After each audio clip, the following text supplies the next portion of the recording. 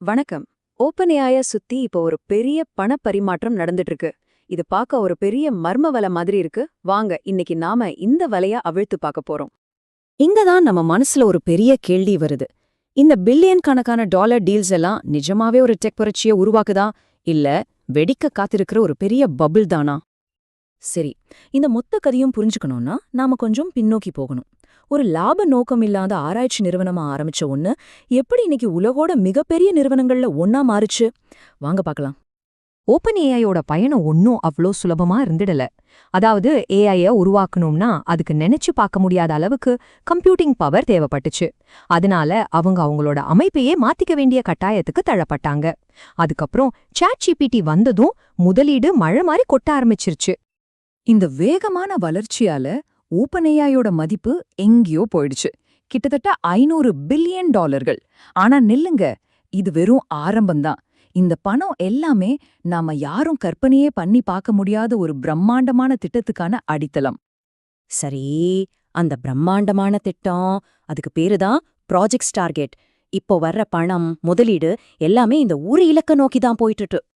இது ஏதோ கொஞ்சம் சர்வீஸ் வாங்குற விஷயம் கிடையாதுங்க. கொஞ்சம் யோசிச்சு பாருங்க.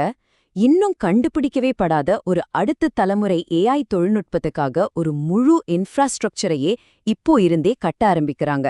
டேட்டா சென்டர்ஸ், பவர் சப்ளைன்னு ஒரு பெரிய ஏற்பாடு இது. சரி, இந்த மெகா சிஸ்டத்தை இயக்க எவ்வளோ பவர் தேவைப்படும்னு நினைக்கிறீங்க? சும்மா சொல்லல, 10 ஜிகாவாட். இந்த நம்பர் எவ்வளோ பெருசுன்னு நம்மளால கற்பனை கூட பண்ணி பார்க்க முடியாது. அப்போ இதோட அர்த்தம் என்னன்னா, நாம இங்க பேசிட்டு இருக்கிறது கிட்டத்தட்ட ஒரு முழு நாட்டுக்கே கரண்ட் சப்ளை பண்ற அளவுக்கு மின்சாரத்தை பத்தி. அதுவும் எதுக்கு? எதிர்காலத்துல வரப்போற ஏஐ மாடல்களை ரன் பண்றதுக்கு மட்டுமே. சரி, இவ்ளோ பெரிய திட்டத்துக்கு பணம் எங்கேந்து வருது? இங்கதான் கதையே ரொம்ப சுவாரஸ்யமா மாறுது. ஓப்பன்ஏஐ சில ரொம்பவே விசித்திரமான ஒப்பந்தங்களை போட்டிருக்காங்க. இதுல ஒரு கம்பெனி இன்னொரு கம்பெனியை சார்ந்துதான் வளர முடியும். இந்த டீல்ல ஒரு விசித்திரமான பண சுழற்சியை நம்ம கவனிக்கணும்.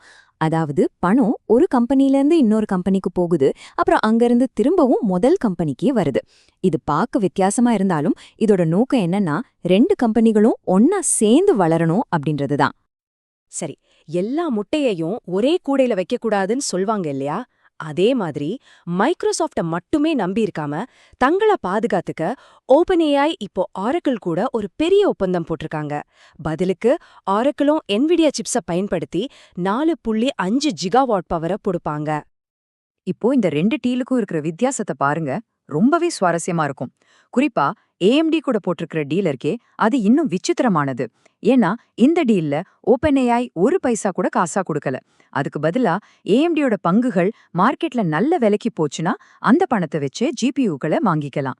இதனால ஓப்பன்ஏஐக்கு எந்த ரிஸ்க்குமே இல்ல. எவ்வளவு தெளிஜாலியான ஒப்பந்தம் பாருங்க. இந்த ஏஎம்டி டீல பார்த்துட்டு என்விடியாவோட சிஇஓ சொன்னதா ஒரு விஷயம் சொல்லப்படுது. அது இந்த மொத்த போட்டி சூழலையும் இந்த ஒப்பந்தங்கள் எவ்ளோ வித்தியாசமானதுங்கிறதையும் ரொம்ப அழகா சொல்லுது. சரி, இந்த எல்லா டீல்ஸோட முடிவு என்ன தெரியுமா? நம்பவே முடியாது. ஆனா கடந்த சில மாசத்துல மட்டுமே ஓப்பன்ஏஐ கிட்ட இப்போ 26 ஜிகாவாட் கம்ப்யூட்டிங் பவர்க்கான டீல்ஸ் இருக்கு. இது அவங்க ஆரம்பத்துல வச்சிருந்த டார்கெட் இலக்க விட 2 மடங்கு அதிகம். இதெல்லாம் கேட்கறவே ரொம்ப பிரம்மாண்டமா இருக்கு இல்லையா? ஆனா இது மறுபடியும் நம்மள அந்த முதல் கேள்விக்கே கூட்டிட்டு வருது. இது நிஜமான நிலையான வளர்ச்சியா, இல்ல இதுக்குள்ள பெரிய ஆபத்துகள் ஏதாவது ஒளிஞ்சிருக்கா? இதுல 3 பெரிய ரிஸ்க்ஸ் இருக்கு. ஒன்னு, .com பபிள் மாதிரி இதுவும் ஒரு குமிழியா இருக்குமோங்கிற பயம். 2வது, இவ்ளோ பெரிய மின்சார தேவையை எப்படி பூர்த்தி செய்ய போறாங்கங்கிற கேள்வி. மற்றும் எல்லாவற்றையும் விட மிக முக்கியமான ஆபத்து, இந்த முழு முதலீட்டுச் சூழலுமே ஒரே ஒரு கம்பெனியோட வெற்றியை நம்பியிருக்கிறது தான். இந்த முழு அமைப்பையும் ஒரு பலவீனமான சங்கிலி மாதிரி கற்பனை பண்ணிக்கோங்க. இந்த சங்கிலியில முதல் கண்ணி, அதாவது ஓப்பன்ஏஐ, தொடர்ந்து புதுமைகளை செஞ்சு சந்தையோட எதிர்பார்ப்புகளை பூர்த்தி செய்யணும். அது மட்டும் நடக்கலனா அந்த ஒரு கண்ணி அருந்தா கூட மொத்த சங்கிலியும் அருந்து விழுந்துடும்.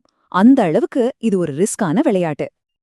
ஆக நாம இங்க புரிஞ்சுக்க வேண்டிய முக்கியமான விஷயம் என்னன்னா, இதுல என்விடியா, ஆரக்கிள், ஏஎம்டின்னு எவ்வளவோ பெரிய பெயர்கள் இருந்தாலும் இந்த $1 டிரில்லியன் சூதாட்டத்தோட மொத்த தலைவிதியும் ஒரே ஒரு பிரைவேட் கம்பெனியான ஓப்பன்ஏஐயோட கையில தான் இருக்கு.